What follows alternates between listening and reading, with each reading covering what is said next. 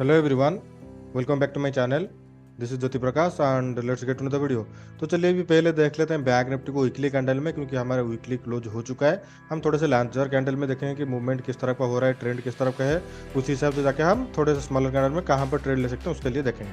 तो आपको यहाँ पे बैंक निफ्टी में दिख रहा होगा कि बहुत ही बढ़िया क्लोजिंग अभी हुआ है, लगातार 2 हफ्ते से पॉजिटिव मूवमेंट हुआ है और ये वीक लगा रहा है नीचे की तरफ 42,000 के नीचे, लेकिन ये कभी उसके नीचे ट्रेड हुआ नहीं। तो अभी ये कंटिन्यूसली सपोर्ट लेने के बाद अभी 42,500 के आसपास ट्रेड कर रहा है। तो आप इस हफ्ते मान लीजिए 42,700 के ऊपर निकलता है तो आपको बहुत बड़ा बाइंग का मूवमेंट दिख सकता है वीकली कैंडल के हिसाब से।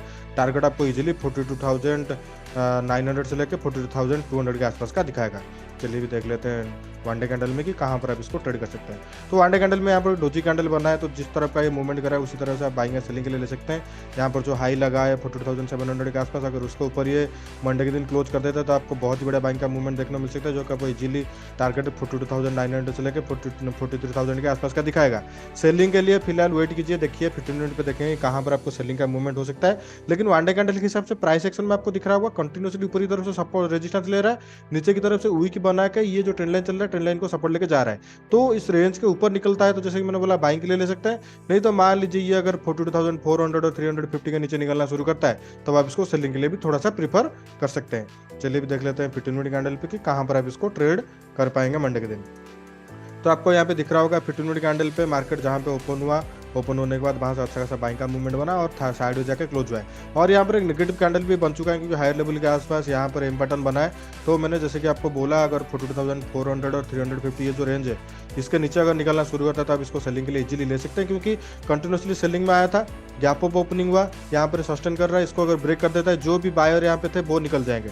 नहीं तो अगर और एक सिचुएशन ऐसा ही बन सकता है कि यहाँ पर गैप डाउन ओपन हो, मान लीजिए 42,300 या 250 के आसपास ओपन होने के बाद यहाँ पर बाइंग का सीनरियो भी बन सकता है, जो कि टारगेट आपको इजीली 42,500 से लेकर 600 के आसपास का दिखाएगा। गैप अप ओपनिंग होगा अगर 42,700 और 750 के ऊपर ट्रेड होना शुरू होता है, क्योंकि रेजिस्टेंस जोन था, इसके ऊपर अगर सस्टेन करता है तो आपको बाइंग का मूवमेंट एक बार कंटिन्यूएशन में देखने को मिल सकता है। टारगेट आपको इजीली 42,000 के आसपास का देखने को मिलेगा। चलिए भी देख लेते हैं निफ्टी को वीकली कैंडल में कि निफ्टी में किस तरह का मूवमेंट हुआ है। निफ्टी में भी सिमिलर काइंड ऑफ पैटर्न यहाँ पे बना है, डोजी टाइप का कैंडल बना है, लेकिन यहाँ पे हम पॉजिटिव इसको मान नहीं सकते क्योंकि सेलिंग कंटिन्यूएशन में था, थोड़ा सा बाइंग के लिए गया, अभी साइडवेज में गया। अब भी जिस तरफ का आइदर ये हाई को ब्रेक करेगा तो बाइंग के लिए जाएगा, नहीं तो लो को ब्रेक करेगा तो सेलिंग के लिए जाएगा। तो मैं एक्सपेक्ट करूंगा कि अगर ये हाई को ब्रेक करता है, जो कि 18,180 और 200 के ऊपर ये सस्टेन करना शुरू करता है मंडे के दिन या ट्यूजडे के दिन, तब आप इसको अगले हफ्ते थोड़ा सा बाइंग के लिए दे सकते हैं। लेकिन एक चीज़ और नोटिस करेंगे कि ट्रेड कर रहा है 18,000 राउंड लेवल के आसपास। अगर 18,000 राउंड लेवल के नीचे ट्रेड होना शुरू होता है तो आपको अच्छा खासा मूवमेंट सेलिंग की तरफ देखने को मिल सकता है, जो कि आपको इजीली 17,850 से लेकर 17,800 के आसपास का दिखाएगा। चलिए भी देख लेते हैं वन डे कैंडल में। तो वन डे कैंडल में आपको यहाँ पे दिख रहा होगा थोड़ा सा सेलिंग का मूवमेंट हुआ है फ्राइडे के दिन। पहले यहाँ पे 18,100 के आसपास ओपन हुआ और अभी ट्रेड कर रहा है 18,000 के आसपास। तो इसको कंटिन्यूएशन में आप ले सकते हैं, जैसे कि मैंने बोला 17,900 आपका पहला टारगेट रहेगा, दूसरा टारगेट आप 17,800 के आसपास का रखेंगे। बाइंग के लिए इसको 18,100 के ऊपर क्लोज होना पड़ेगा, तब जाके इसको बाइंग के लिए प्रीफर कर सकते हैं। वहाँ पर आपको अच्छा खासा बाइंग का मूवमेंट देखने को मिलेगा, जो कि आपको इजीली टारगेट 18,200 के आसपास का दिखाएगा। लेकिन लार्ज क्वांटिटी में बाइंग के लिए जैसे मैंने बोला इसको 18,200 के ऊपर स्ट्रॉन्ग क्लोजिंग होना पड़ेगा, तब जाकर इसको लार्ज क्वांटिटी में बाइंग के लिए ले सकते हैं। चलिए देख लेते हैं 15 मिनट कैंडल पे। तो 15 मिनट पे आपको यहाँ पे दिख रहा होगा कि मार्केट पहले यहाँ पे छोटा सा फ्लैट ओपन हुआ और वहाँ पे नीचे की तरफ आया, वहाँ से सपोर्ट लेके फिर थोड़ा सा मार्केट नीचे की तरफ जाके डाउन में क्लोज हुआ है। बैंक निफ्टी में क्या है वो रेंज में सस्टेन कर रहा है, निफ्टी में वो रेंज को ब्रेक करके नीचे तरफ क्लोज हो रहा है। मतलब ये जो सपोर्ट लेवल यहाँ पे पहले भी था, यहाँ पे आपको देख पा रहे होंगे, यहाँ से सपोर्ट रेजिस्टेंस लिया था, फिर इसको ब्रेक करने के बाद सपोर्ट की तरह अच्छा खासा मूवमेंट हुआ। तो ये सपोर्ट जोन थोड़ा सा काम करेगा 18,000। अगर 18,000 नीचे क्लोज करता है जैसे कि मैंने आपको बोला वन डे कैंडल में, तो आपको सेलिंग का मूवमेंट वहाँ पर अच्छा खासा देखने को मिल सकता है। तो वेट कीजिए, देखिए अगर ये सपोर्ट लेवल को नीचे की तरफ ब्रेक करता है तो आपको बहुत बड़ा सेलिंग का मूवमेंट देखने को मिलेगा। नहीं तो यहाँ पे अगर सपोर्ट लेता है गैप डाउन ओपन होने के बाद भी, अगर इसी रेंज के आसपास ओपन होने के बाद भी अगर बाइंग का मूवमेंट बनता है तो आप इसको बाइंग के लिए भी प्रेफर कर सकते हैं। टारगेट आपका 18,100 के आसपास का रहेगा। तो ये था आपका निफ्टी में। बैंक निफ्टी में मैंने आपको बता दिया किस तरह का मूवमेंट हो सकता है, वीकली कैंडल में कैसा लग रहा है। तो आप उस हिसाब से देखेंगे मूवमेंट कहाँ पर हो सकता है। अगर गैप अप ओपनिंग होगा, गैप डाउन ओपन होगा, वेट करेंगे, थोड़ा सा देखेंगे 15-10 मिनट देखेंगे कि कहाँ किस तरह का मूवमेंट हो रहा है, उसके बाद आप बाइंग या सेलिंग के लिए प्रेफर कर सकते हैं। चलिए भी देख लेते हैं बैंक निफ्टी कंपोनेंट्स को। तो बैंक निफ्टी कंपोनेंट्स में एचडीएफसी बैंक पहला बैंक है और ये ऑल टाइम हाई के आसपास अभी ट्रेड कर रहा है। और मैं थोड़ा सा यहाँ पे अभी मतलब एक्साइटेड नहीं हूँ बाइंग के लिए, आई ऑल टाइम हाई के पास ट्रेड कर रहा है, वो पॉजिटिव मूवमेंट है, लेकिन बात है कि लगातार 4 दिन से अच्छा खासा मूवमेंट हुआ है। तो ये आकर अगर 2-3 दिन होल्ड करके ब्रेक करता है तो आपको बहुत बड़ा मूवमेंट देखने को मिलेगा। अगर देखिए मंडे के दिन ये ऐसा भी हो सकता है कि डायरेक्ट ऐसे ऊपर इधर चला जाए, वहां पे बाइंग का मूवमेंट बन जाए, लेकिन ये ट्यूसडे के दिन फिर एक बार सेलिंग के लिए आ सकता है। तो मैं वेट करूंगा, अगर ये यहाँ पर फ्लैट ओपन होकर यहाँ पे होल्ड करके 1-2 दिन उसके बाद ब्रेक करता है 1670, तब मैं बाइंग के लिए देखूंगा।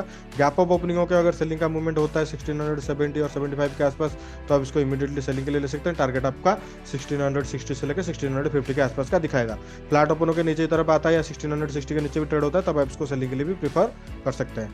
चलिए भी देख लेते हैं आईसीआईसी बैंक को। आईसीआईसी बैंक में यहाँ पर ये रेंज के अंदर ट्रेड कर रहे हैं, तो आप वेट कीजिए, देखिए अगर इस हफ्ते के अंदर 1-2 दिन के अंदर ये रेंज को ब्रेक करता है, तब आप इसको बाइंग या सेलिंग के लिए देखेंगे। फिलहाल के लिए थोड़ा सा पॉजिटिव दिख रहा है, क्योंकि यहाँ पे डब्ल्यू पैटर्न बनाने की कोशिश कर रहा है। तो मान लीजिए अगर 890 या 880 के ऊपर, सॉरी 880 के ऊपर अगर सस्टेन करता है, तो अब आप इसको बाइंग के लिए प्रेफर कर सकते हैं। इजीली 890 से 900 के आसपास का टारगेट आपको देखने को मिलेगा। एसबीआई बैंक में देख लेते हैं। एसबीआई बैंक में देखिए यहाँ पर नेगेटिव कैंडल कंटिन्यूसली बनता आ रहा है और ये लोअर हाई बना के भी जा रहा है, जो कि नेगेटिव कैंडल सिनेरियो है। तो मैं वेट करूंगा, अगर 590 के नीचे मंडे के दिन निकलना शुरू होता है, तो आप इसको सेलिंग के लिए प्रीफर करेंगे। टारगेट आपका पहला रहेगा 585, दूसरा टारगेट आप 580 के आसपास का रख के चल सकते हैं। बाइंग के लिए फिलहाल वेट कीजिए, 600 के ऊपर स्ट्रॉन्ग क्लोजिंग होता है, तब आप इसको बाइंग के लिए प्रीफर करेंगे। कोटक बैंक में अपना ऑल टाइम लो को ये ऑल टाइम लो नहीं, जो भी ये लो बना था कंटिन्यूसली सपोर्ट लेकर आ रहा था, उसी जोन को भी नीचे की तरफ ब्रेक करने की कोशिश कर रहा है। तो वेट कीजिए, अगर 1755 के नीचे ये निकलना शुरू होता है, तो आपको बहुत ही तेजी से सेलिंग देखने को मिल सकता है। लेकिन और एक चीज़ है कि कंटिन्यूसली 3 दिन से सेलिंग के लिए आया है। मैं शॉर्ट करूंगा, अगर मंडे के दिन इसी के आसपास गैप अप ओपनिंग और फ्लैट ओपनिंग इसी के अंदर ट्रेड करके ये रुक जाए, फिर 1-2 दिन के अंदर ही ब्रेक करे, तब आपको बहुत ही बढ़िया सेलिंग का मूवमेंट देखने को मिलेगा। ठीक है, जो कि आपको टारगेट इजीली 1725 के आसपास का दिखा सकता है। एक्सिस बैंक देख लेते हैं। एक्सिस बैंक में एक डोजी कैंडल बना है, तो डोजी कैंडल को ऊपर की तरफ ब्रेक करके अगर 940 के ऊपर सस्टेन करता है, तब जाकर इसको बाइंग के लिए प्रीफर करेंगे। लेकिन मान लीजिए गैप अप ओपनिंग होता है, जो कि मुझे लग रहा है मंडे के दिन गैप अप ओपनिंग हो सकता है, क्योंकि रिलायंस का अच्छा खासा रिजल्ट आया है। आईसीआईसी बैंक में भी रिजल्ट आज ही आने वाला था, मैंने देखा नहीं है। तो उस हिसाब से अगर पॉजिटिव मूवमेंट होगा तो ये गैप अप ओपनिंग हो सकता है। अगर गैप अप ओपनिंग होने के बाद 940 के आसपास रेजिस्टेंस लेते हैं, तब आप इसको सेलिंग के लिए प्रीफर कर सकते हैं। चलिए भी देख लेते हैं हमारा last bank, which is IndusInd bank. तो इंडसइंड बैंक में आपको एक चीज़ नोटिस हो रहा होगा, ये कंटिन्यूसली वीक बना रहा है और ये वीक के ऊपर ये सस्टेन नहीं कर रहा है, लेकिन नीचे की तरफ आके क्लोज हो रहा है। तो आप इसको मंडे के दिन कंटिन्यूसली ले सकते हैं। अगर ये 1200 के नीचे ट्रेड होना शुरू होता है, तो ये जो लो बना है, लो के आसपास का टारगेट रखेंगे, जो कि शायद होगा 1184 या 85 के आसपास, 83 के आसपास है। वहाँ तक का पहला टारगेट आप करेगा, दूसरा टारगेट आप 1175 के आसपास का रख के चल सकते हैं। तो आज के लिए बस इतना ही। Thank you everyone for watching my video. अगर आपको वीडियो अच्छा लगा तो लाइक कीजिए, चैनल को सब्सक्राइब कीजिए एंड शेयर कीजिए। Bye bye everyone.